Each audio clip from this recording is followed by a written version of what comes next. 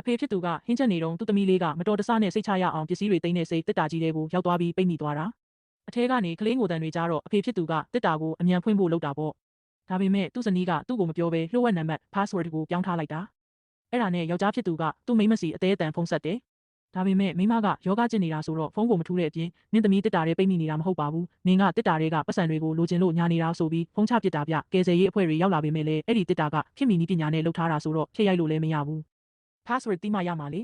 အထဲမှာအောက်ဆီဂျင်ကလည်းတဖြည်းဖြည်းနည်းလာပြီးယောက်ျားဖြစ်သူကယောဂကြောင်းကိုလိုက်သွားတော့သူ့မိန်းမကတခြားယောက်ျားတစ်ယောက်သူ့ရေးစားပေါ့နဲ့အတူရှိနေတာကိုတွေ့လိုက်ရတယ်